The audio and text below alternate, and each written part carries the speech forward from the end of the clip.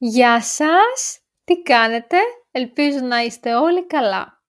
Μήπως έχετε αναρωτηθεί ποτέ γιατί η Μαρία γίνεται Μαράκι, ο Γιάννης Γιαννάκης και ο Κώστας Κωστάκης? Στην Ελλάδα το όνομά σου δεν είναι απλά αυτό που γράφει το πιστοποιητικό γέννησή σου. Είναι ένα ζωντανό κομμάτι της ταυτότητάς σου, γεμάτο ζωή, αγάπη και πολιτισμό. Σήμερα θα ταξιδέψουμε στον υπέροχο κόσμο των ελληνικών ονομάτων και θα δούμε γιατί τα υποκοριστικά κρύβουν περισσότερα από όσα φαντάζεσαι. Ξεκινάμε λοιπόν! Ας ξεκινήσουμε από τα βασικά. Ονόματα όπως Γιώργος, Ελένη, Δημήτρης δεν είναι τυχαία. Είναι δεμένα με την αρχαία μυθολογία, την χριστιανική παράδοση και την ίδια την ιστορία της χώρας. Έτσι, κάθε φορά που λες το όνομά σου, στην πραγματικότητα κουβαλάς ένα μικρό κομμάτι πολιτισμού. Για παράδειγμα, Γεώργιος ή αλλιώς Γιώργος προέρχεται από το γεωργός, δηλαδή αυτός που δουλεύει τη γη. Ελένη συνδέεται με την μυθική ωραία Ελένη. Και τώρα πάμε στο πιο ενδιαφέρον κομμάτι που είναι τα υποκοριστικά. Οι Έλληνες λατρεύουν να μικραίνουν ή να γλυκαίνουν τα ονόματά τους. Αυτό δείχνει στοργή, οικειότητα, μερικές φορές και χιούμορ. Για παράδειγμα, Γιάννης, Γιαννάκης, τρυφερό, Γιαννούλης, παιχνιδιάρικο, Γιάνναρος, χαϊδευτικό αλλά λίγο μεγάλο. Άλλα παραδείγματα. Κατερίνα, Κατερινάκη, Κατερινιό, Κατερινούλα. Αγγελική, Αγγελικούλα, Αγγέλα, Αγγέλο. Κώστας, Κωστάκης, Κωστής, Κωστάρας. Οι καταλήξεις όπως Άκη, Ούλα δεν είναι τυχαίες. Δείχνουν ηλικία, αγάπη ή ακόμα και θαυμασμό.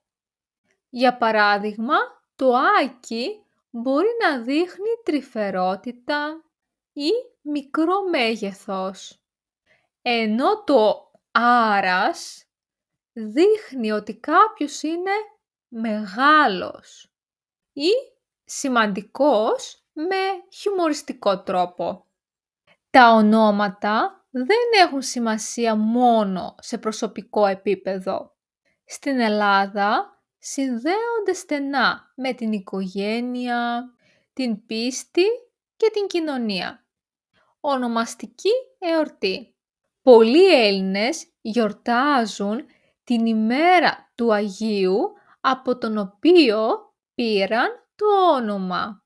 Για πολλούς είναι πιο σημαντική μέρα από ότι τα γενέθλια. Οικογενειακή συνέχεια. Συχνά το πρώτο παιδί παίρνει το όνομα της γιαγιάς ή του παππού και έτσι τα ονόματα περνούν από γενιά σε γενιά. Κοινωνικές σχέσεις. Αν φωνάξεις Γιώργο σε μία καφετέρια, θα γυρίσουν τουλάχιστον 3. Αυτό από μόνο του λέει πολλά για το πόσο κοινά, αλλά και πόσο πολιτισμικά φορτισμένα είναι τα ονόματα. Εγώ, για παράδειγμα, πήρα το όνομα της γιαγιάς μου, δηλαδή της μητέρας μου. Εσείς από πού πήρατε το όνομά σας? Γράψτε μου στα σχόλια. Ας δούμε πάλι μερικά ονόματα μαζί με τα υποκοριστικά τους. Σοφία, Σοφάκι, Σοφούλα, Σόφι. Δημήτρης, Δημητράκης, Μίτσος, Μιτσάρας. Ελένη, Ελενίτσα, Λενιό, Λενάκι. Γεώργιος, Γιώργος, Γιωργάκης, Γιωργάρας. Κάθε μορφή δίνει διαφορετικό συναίσθημα. Άλλο να πεις Σοφία και άλλο να πεις Σοφούλα. Είναι σαν να έχεις πολλές εκδοχές του ίδιου εαυτού, ανάλογα με το ποιος σε φωνάζει και πώς σε βλέπει αυτός ο άνθρωπος. Είδαμε λοιπόν ότι το ελληνικό όνομα είναι κάτι παραπάνω από μία λέξη. Είναι μια ζωντανή κληρονομιά που φέρνει κοντά τις οικογένειες, κρατάει ζωντανές τις παραδόσεις και δείχνει την τρυφερή πλευρά της γλώσσας. Ακόμα κι αν δεν είσαι Έλληνας, το να καταλάβεις τα υποκοριστικά σου δίνει μια πιο βαθιά εικόνα για τον τρόπο που σκέφτονται και αγαπούν οι Έλληνες.